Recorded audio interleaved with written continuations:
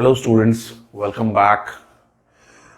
We are now starting with a new topic, which is topic 6, Bernier and the Degenerate East. Till now, we have studied about Ibn Battuta, we have studied about Francis Bernier and all. But here we will also study about Francis Bernier's thinking about the Indian society. We have seen in the previous pages right here, we've been talking about Al-Biruni and Ibn Battuta. They are right here trying to, praise the Indian society, and they are very much excited about the Indian society. But when you talk about Francis Bernier, we see that Francis Bernier is trying to compare the Indian rule or the Mughal period with the European kings and rulers. So when he's trying to compare the East with the West, he is trying to come up with the idea that the West is much better than the East. So in this way, when we read about the details about what Bernier has said, we come across a lot of negative points which he has actually stated about the Indian society and the Indian rulers. Let's continue with it. Bernier and the Degenerate East. If Ibn Battuta chose to describe everything that impressed and excited him because of its novelty, Francois Bernier belonged to a different intellectual tradition. So as I said, Ibn Battuta is describing the Indian society, and it is praising, and he is impressed, excited, because it was something very new for him. So he was very much excited, and so he was very much impressed about the Indian society. But when we talk about Francois Bernier, we see that there is a different type of concept which is coming right there. So he says he was far more preoccupied with comparing and contrasting what he saw in India with the situation in Europe in general and France in particular. So here you can see that Francois Bernier is trying to compare India with France, focusing on situations which he considered depressing. So now you find this particular traveler is focusing towards those areas which are of very depressing in nature. So when you read the details, you feel depressed, you feel sad about what is actually happening in India. It is all over there. Definitely, when we all move around to different places, if I visit South India, if I go to Kerala, or if I go to Madhya Pradesh, if I go to Delhi, and I'm traveling. So when I'm traveling in Delhi, definitely I will be looking forward for something which is good, which excites me a lot, which I feel which is very different from where I belong to. But if I'm only looking for something which might bring bad name to the society or something which is not good for the society, then I am preoccupied with that particular thoughts, and ultimately I will move around and will try to search those types of things and write it down in my notebook. So this is what Francis Bernier did. His idea seems to have been to influence policy makers and the intelligentsia to ensure that they made what he considered to be the right decisions. So here Bernier is basically playing a very important role by writing all the negative of the society, because he is thinking because he feels that whatever he will be writing about the Indian society definitely will be influencing the policy makers who are sitting in Europe. So he was helping a lot the policy makers sitting in Europe. What should be the next policy for the Indian society if they rule over India? Bernier's travels in the Mughal Empire is marked by detailed observations, critical insights, and reflections. So he has written a book. So I have a question right here. Name the book written by Bernier. Bernier's Travelers in the Mughal Empire. What does the book contain? Is marked by detailed observations, critical insights, and reflections. His account contains discussions trying to place the history of the Mughals within some sort of universal framework. So it is bringing.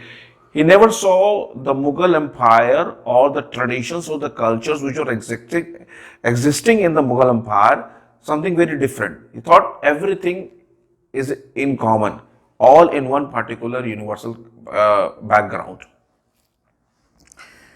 He constantly compared Mughal India with contemporary Europe, generally emphasizing the superiority of the latter.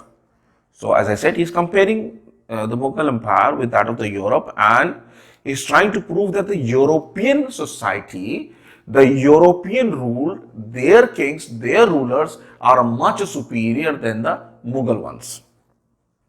His representation of India works on the model of binary opposition, where India is presented as the inverse of Europe. As I said, inverse of Europe, opposite of Europe. He also ordered the perceived differences hierarchically so that India appeared to be inferior to the Western world. So he started the hierarchical order. He also wrote the hierarchical order in such a way that he tried to prove that the rulers that came later on were much inferior as compared to the Western one. So I have written some questions right here. The second, for this particular paragraph, I have a question. The question says, state the characteristics of the detailed observation of Bernier's travel account. So this can be of 4 marks, maybe of 5 marks, or maybe of 6 marks. As I say, I can see clearly that it has around 5 points right here. So it might be of a 5-mark question right here. Let's move to the other topic. 6.1, the question of land ownership. So in this particular topic, what is that we are going to study? When you're talking about the land ownership, the Bernier, we see that Francois Bernier sees this particular concept of land ownership through the eyes of the king, as if the king is the owner of all the land. So he says, and he terms that this is a disaster that the Mughal ruler is having control over all the land property, and he is the one who is distributing the land or the property among his own nobles. And that is why he is bringing about disaster in the society, as the farmers, they do not own the land, and that is why they are not actually taking care of the land and the output of the land. So he will see what the Bernier says about the land ownership. According to Bernier, one of the fundamental differences between Mughal India and the Europe was the lack of private property in land in the former. So the lack of private property. So he says that the Mughal emperor were not ready to hand over the land ownership to the commoners. They wanted that all the land which was under the control of the Mughal rule was under the Mughal king. The Mughal kings or the rulers, they were the rightful owners of those land, which was ultimately wrong, which was not correct, because the farmers, they used to plug their own fields, and ultimately they used to give the revenues back to the king. If it would have been owned by the king itself, why would the farmer take such a lot of pain to grow crops? He would have handed over the land to the king itself. They would have been in. Working in rent. They would have been paid farmers, which we actually do not find any sort of examples right there in the history. He was a firm believer. Bernier was a firm believer in the virtues of private property and saw crown ownership of land as a being harmful for both the state and its people. So he said, okay, if the state is occupying the land, definitely it will harm the society. But actually, this is not happening in the Mughal Empire right here. We can clearly see the Mughal never owned all of the land. The land was basically distributed among the farmers, the people who were owning, and it was also donated to the to religious circles, also given as gifts, also given as prizes to the nobles who were working hard.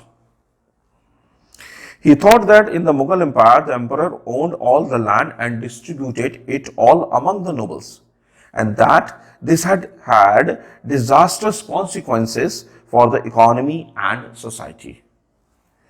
This perception was not unique to Bernier, but is found in most travelers' account of the 16th and the 17th century. So the books clearly says that this particular thought which the Bernier is having, that all the land was owned by the ruler, was basically consumption, which was basically in the mind of most of the travelers who came in right in India, who saw that the Mughals, they were the one who were the rulers, who were the real owners of the land. Then we move forward. Owning to crown ownership of land, argued Bernier, landholders could not pass on their land to their children. So these are some of the drawbacks which Bernier has seen, or Bernier describes it, that if the land has been owned by the crown, what will happen? So they were averse. Averse means they disliked. They did not like. So he says that the farmers did not like any long-term investment in the sustenance. Sustenance means what? What does it mean? It means supporting and strengthening the land, an expansion of production. So he says that the farmers were not at all interested in, increasing their productivity or improving the productivity or improving the fertility of the land. Because he says that the land was owned by the Mughal rulers. The absence of private property in land had therefore prevented the emergence of the class of improving landlords. So he says that just because the land was owned by the Mughal emperor, people were not interested, and there were no landlords right here who would have been very keen to improve the productivity of the land, which we clearly see that this was entirely false, because we had landowners right here. We had the zamindars who were the real owners of the land, and they handed over their land to the peasants and to the farmers who did not have any land. Prevented the emergence of the class of improving landlords with a concern to maintain or improve the land.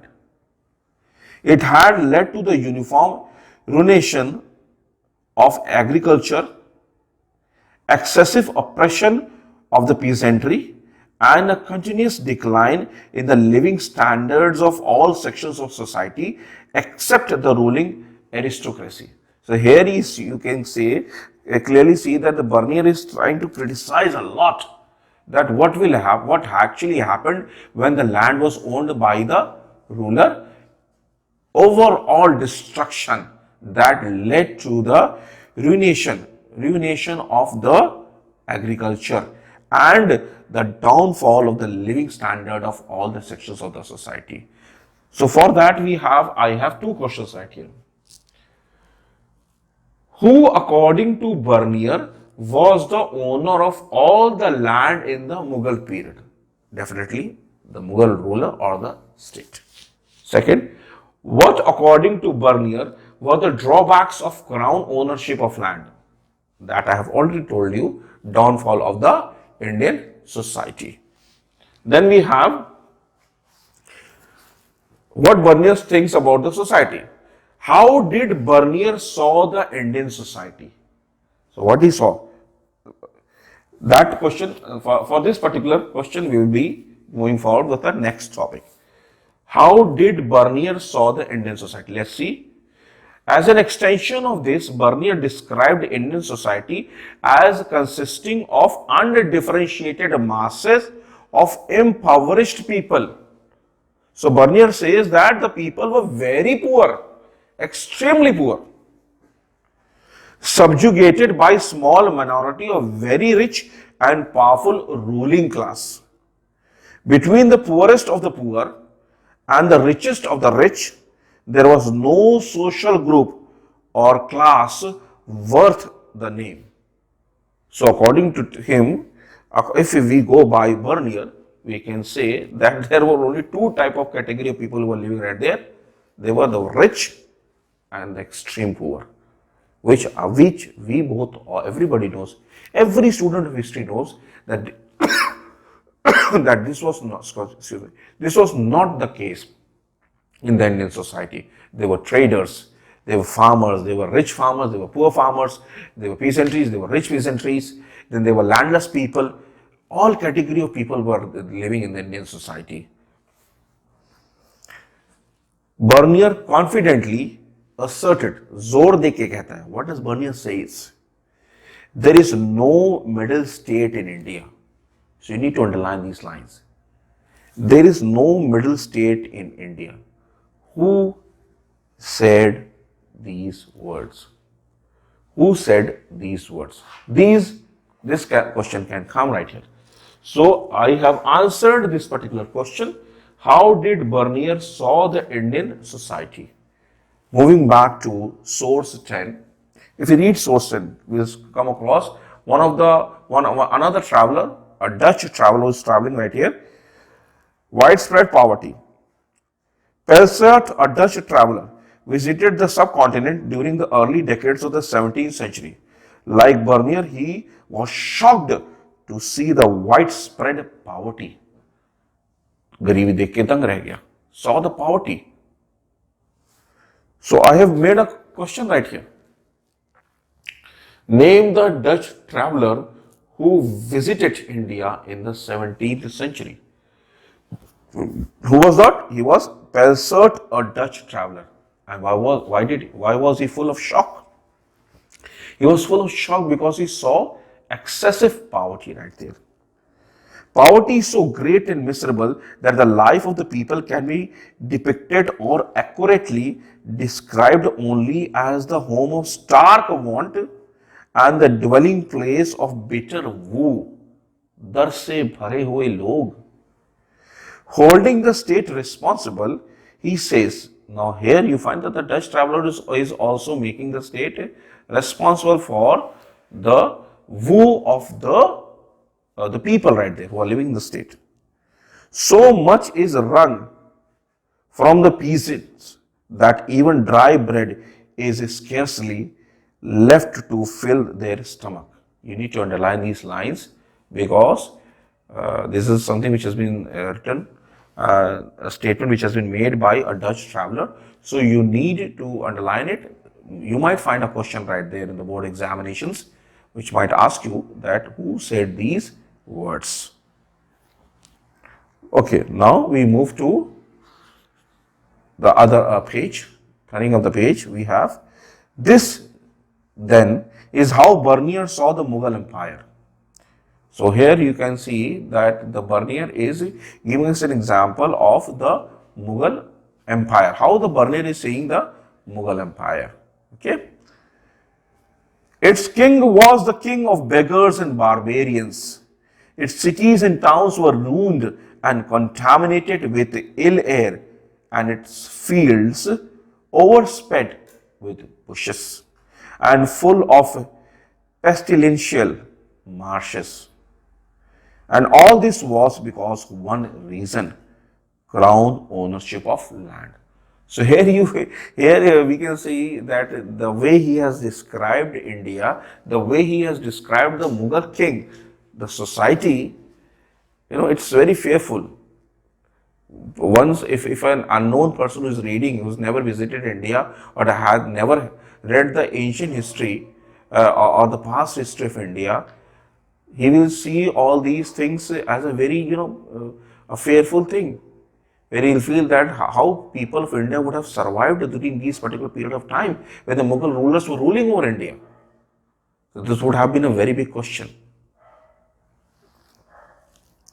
Curiously, none of the Mughal official documents suggest that the state was the sole owner of the land. For instance, now we have an example where you find that the contradiction, there is a contradiction. Somebody who is an example from the past is put forward to contradict the idea of Bernier. What Bernier saw was something which was very opposite, which did not exist in the new society. So we'll talk about Abu Fazl right here, who basically describes that the land was given to the people and the people were the owner of the land, and what taxes which they provided, or the taxes or the revenue which was paid by the people towards the king was not the land tax, but was the revenue or the tax based on the crop which was produced. For instance, Abu Fazl, the 16th century official chronicle of Akbar's reign, describes the land revenue as a remuneration of sovereignty, a claim made by the ruler on his subjects for the protection he provided, rather than as a rent on land that he owned. So Abu Fazl says that it is the tax which is being paid by the landowners of the people, because the king is providing a protection to them. It is possible that European travelers regarded such claims as rent because land revenue demands were often very high. So Europeans must have said that, oh my God, this is a very high, tax, because the tax was, the tax was extremely high, but not on such high, because at Doab areas, the area between the Ganga and the Yamuna area, these areas were basically, the taxes was about more than 50%. And the other areas, it was around 20 to 25% taxes was taken from the farmers, from the production or from the produce which was done. However, this was actually not a rent or even a land tax, but a tax on the crop. So it was the tax which was taken by the Mughal emperor based on the product or the productivity. So as I said, in the Doab area, it was 50%, and in the other areas, dependent, say around 1/4 of the produce, maybe 25%, maybe 35%. So something which was ranging between 20 to 50%. Now we have a question. State an example to show that Bernier's description did not influence the Western theorist. State an example to show that Bernier's description did influence the Western theorist. And we have another question right here. Well, the question is, okay, we have a question. Give an example to contradict Bernier's theory of land ownership. Give an example to contradict Bernier's theory of land ownership. Moving again to the next part, where we find that I will be answering this particular question, where you find that the Bernier's description had actually influenced the Western theorist. Bernier's description influenced the Western theorist from the 18th century onwards. The French philosopher Montesquieu, for instance, used this account to develop the idea of Oriental despotism. Oriental despotism means the old ages, the old rule, the rule by one particular person, the dictatorship,